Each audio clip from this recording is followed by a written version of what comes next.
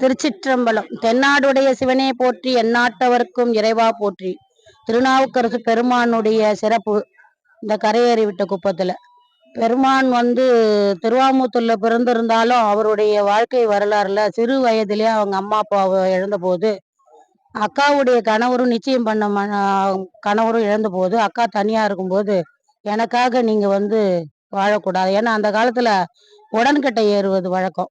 கணவன் நிச்சயம் பண்ண கணவரும் கல்யாணம் ஆன போதுன்னு, அதனால அவங்களும் உடன்கட்டை இது பண்ணும்போது எனக்காக வாழணும் போது அக்கா தம்பிக்காக வாழறாங்க.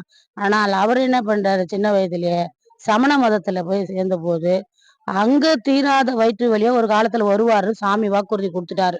அந்த அம்மா திலகவதி அம்மா அதிக விரட்டால தொண்டு செஞ்சுட்டு இருக்கிறாங்க. அப்போ செய்யும் போது அவர் அந்த காலமும் வந்தது. அந்த காலத்துல அவர் வயிற்று வழியா வரும்போது அம்மா சொல்லிட்டாங்க, நான் அங்க வரமாட்டேன், இங்க வர சொல்லுன்ற மாதிரி சொன்னாங்க. அப்ப அவர் வந்தாரு. அந்த வயிற்று வழியால கூற்றாயினவாறு பாடி இறைவனருக்கு சுகத்தை கொடுத்தாரு. அவர் பாட்டி பெருமான் தான் இனிமேல்னு சொல்லிட்டு அவர் திருவடியில இருந்தாரு. ஆனால் ஏற்கனவே இருந்ததுனால சமண மதத்தவர்கள் பல்லவ ராஜர்கிட்ட போய் சொல்லி, இந்த மாதிரி நம்மளுடைய இதுல இருந்து போன தர்மசேனன் விட்டுட்டு போயிட்ட, இது மாதிரி அவர் சும்மா விடக்கூடாது, தண்டனை கொடுங்கன்னா அவரை கூட்டின்னு வர சொல்றாங்க. அவரை கூட்டின்னு வரும்போது சமணர்களும் ராஜாவெல்லாம் கூட்டின்னு என்ன தண்டனை கொடுக்கணும்னா, நீ இந்த வேற்று அவதான் இங்க இருந்து நீ அங்க போயிட்டு இருந்தால, அவர் இருந்தது சைவம் தான் சிறு வயதுல. ஆனா திரும்ப வரும்போது ஒரு 60 வயது இருக்கும் அவருக்கு, திருப்பி வர காலம். அப்ப என்ன பண்றாங்க, இங்க இருந்துட்டு நீ அங்க போனீங்கன்றதால உங்களுக்கு பனிஷ்மெண்ட் கொடுக்கணும், ராஜாவை விட்டு சுண்ணாம்பு நீர்த்தாலையில வைக்கிறாங்க. சுண்ணாம்பு நீர்த்தால்னா அந்த நெருப்பு அனல் ஜுவாலை, அது உள்ள அவரை 7 நாள் இருக்கணும்ன்றாங்க. அப்ப என்ன பண்றாரு அவரு, ஒன்னும் சொல்ல, இது இறைவனுடைய சிறப்பு, ஏமார்க்கும் குடியேலோ நமனை எஞ்சோன்று ஏமாம்பு இறைவன் இருக்கிறான் எனக்குன்ற ஒரு இது அஞ்சுவது யாது ஒன்றிலே அஞ்ச வருவது ஒன்றில் 2 பெருமான அதை போய் சுண்ணாம்பு நீட்டால போய் உக்காந்துட்டாரு. 7 நாள் உள்ள இருக்கிறாரு. எப்படி இருக்கிறார், மாசில் வீணையும் மாலை மதியமும் வீசு தென்றலும் வீங்கின வேணிலும் மூசு ஒண்டரை பொய்கையும் போன்ற ஈசன் எந்தன் இணையடி நிழலேன்னு சொல்லி பாடும்போது அது உள்ள அவருக்கான அந்த அனல் இல்லாம குளிர்ச்சியை தந்தது.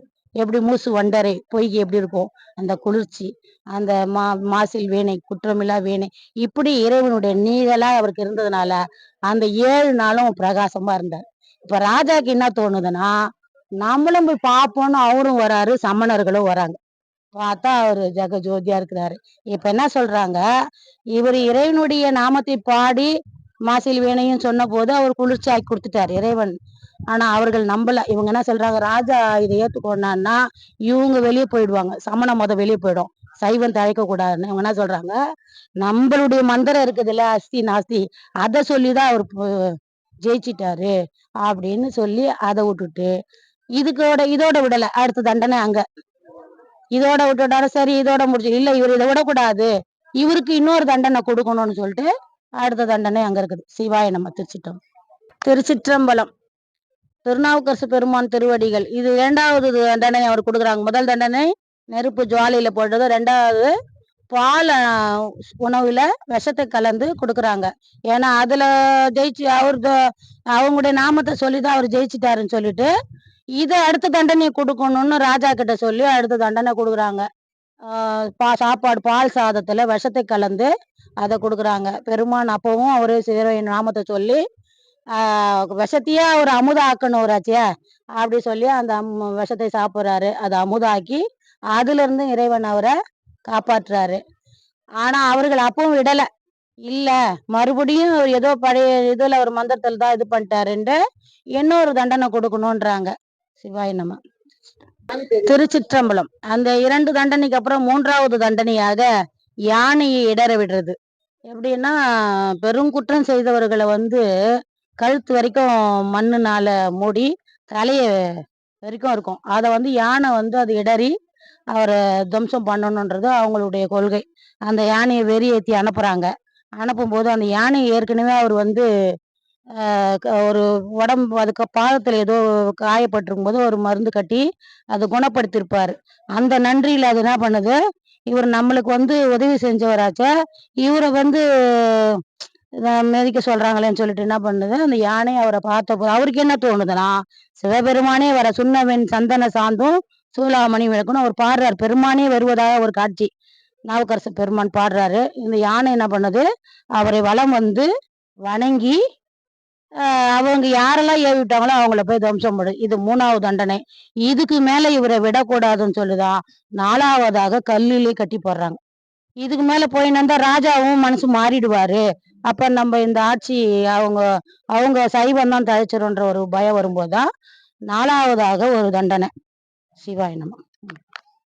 அப்படி போயிடுவோம். 4வதாக என்ன பண்றாங்க, இந்த 3 தண்டனையிலயும் அவர் தப்பிச்சிட்ட பிறகு எங்க ராஜா வந்து மறுபடியும் இதை பார்த்துட்டு மனம் மாறிடுவாருன்ட்டு 4வதாக இனிமேல் இவர் பிழைக்க கூடாதுன்றதுக்காக பெரிய பாறாங்கல்ல, அந்த பெரிய பாறாங்கல்ல கட்டி கைய காலை கட்டி நடுக்கடல்ல போட்டுறாங்க. இனி அவரு வரமாட்டாருன்ற நம்பிக்கையில அவங்க போட்டு போயிட்டாங்க. நாவுக்கரச பெருமான் சொற்றுணை வேதியன் சோதிவானவன் பொற்றுணை திருந்தடி பொருந்த கைத்தொழ கற்றுணை பூட்டிவோர் கடலில் பாய்ச்சினும் நற்றுணையாவது நமச்சிவாயேன்னு சொல்ல போது கல் மிதந்தது. கல் மிதந்து இங்கே இந்த இடத்துல இந்த கரை ஓரமா வந்து இந்த கடல் ஓரத்துல வந்து இறங்கி கரையேறி வந்ததுனால இந்த நகரத்துக்கு இந்த இடத்துக்கு கரையேறி விட்ட குப்பம். இங்க இருந்து ஒரு குளம் இருந்தது, இங்க ஒரு சாமி அங்க இருந்தது. அவர் வணங்கிட்டு அதுக்கப்புறம் திருப்பாவளியூருக்கு போய் ஒன்றிலிருந்து நினைமின் ஊனம் பாட்டு பாடுறாரு. அப்போ இங்க அதுலதான் அவர் தொண்டு தொடருது. இந்த 4 தண்டனைகளையும் கொடுத்தது வருங்காலத்துல நம்மளுடைய சைவத்துக்குடைய அடையாளம் இதுதான். எப்படி சுந்தரமூர்த்தி சுவாமிக்கு திருநாவலூர்ல 32 கற்சாலை அவருடைய வாழ்க்கை வரலாறை கொடுத்தாங்களோ அதே போல இவருக்கு கொடுத்த இது வருங்காலத்துல சந்ததிக்கு தெரியாத போயிடக்கூடாதுன்னு அரண்பணி மூலமாக நம்முடைய சைவத்துடைய அடையாளம் இதெல்லாம் யாருக்குமே தெரியாது. அதனால இப்படி விடணும் கல்லுனாலேயே இன்னைக்கு இன்று அது கும்பாபிஷேகம் நடந்தது. சிறப்பான எல்லா அடியார்களும் சேர்ந்து சூட சூட எல்லாம் சிறப்பான ஒரு அடையாளமாக நம்முடைய நாவுக்கரச பெருமானுக்கு கரையேறி விட்ட குப்பத்தில் அவருக்கு கோயில் அமைக்கப்பட்டு சிறப்பான கும்பாபிஷேகம் நடந்தது. இந்த 4ம் அதுல இருந்து அவர்கள் சைவ அவர் அரசரும் சைவத்துக்கு வந்தார். அதுக்கப்புறம் அவருடைய தொண்டு தொடர்ந்து நடைபெற்றது. சிவாய நம்ம. திருச்சிற்றம்பலம்.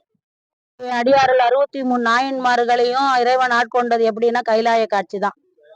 கைலாய காட்சியில இருந்தா இறைவன் வந்து ஆட்கொள்றான். அது போல இவர் வந்து இங்க கைலாய காட்சியை காண்பது போல இந்த சிறப்பு எல்லா நாயன்மார்களுக்கும் எப்படி வந்தார் இறைவன், கைலாய காட்சிலாம் சிவபெருமானுடைய கைலாய காட்சி தான். அதுதான் இந்த கைலாய காட்சி சிறப்பு வாய்ந்த.